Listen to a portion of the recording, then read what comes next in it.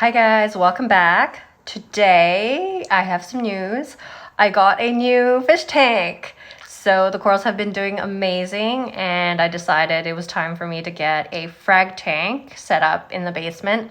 So we'll be going over a very quick unboxing of the tank that I decided to purchase and just watching some transfer of the corals from the main display to the frag tank. Stay tuned. So I went ahead and I purchased a LowBoy frag tank by ZoomEd.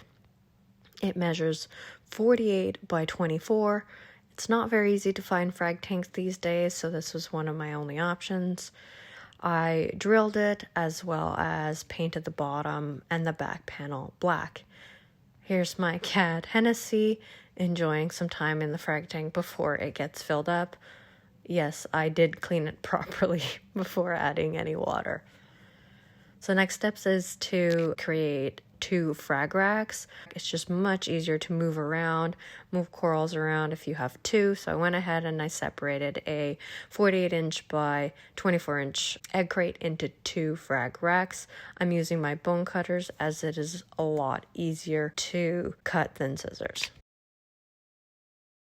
As the sump for the main display is located in the basement and I did not want to have 2 separate aquariums to maintain, I decided to plumb my frag tank to the main system via the sump in the basement.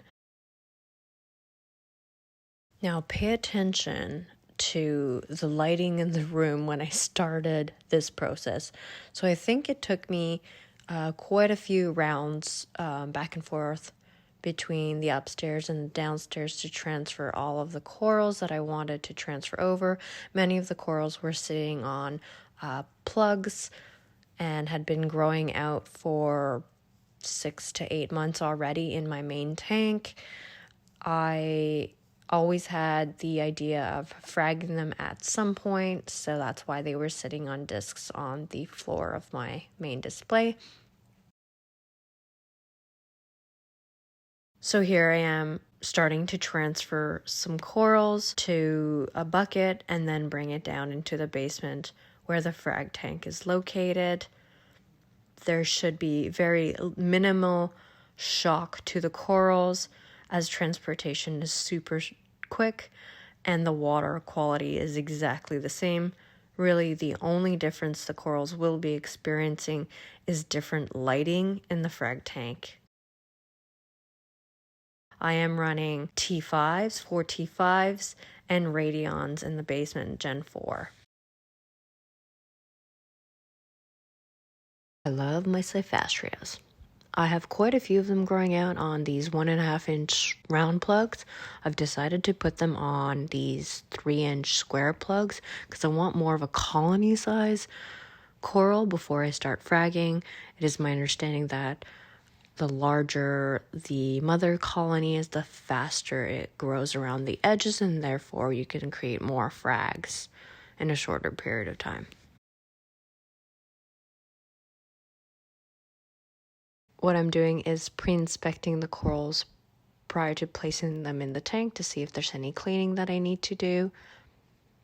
As for gluing the round plates onto the rectangle plate, what I normally do is I dip the plates into the aquarium for a few seconds to get any air bubbles out of the plugs.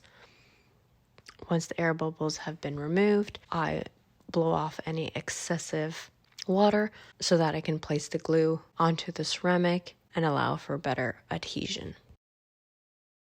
As you can see, the frag tank is starting to fill up. It's quite exciting.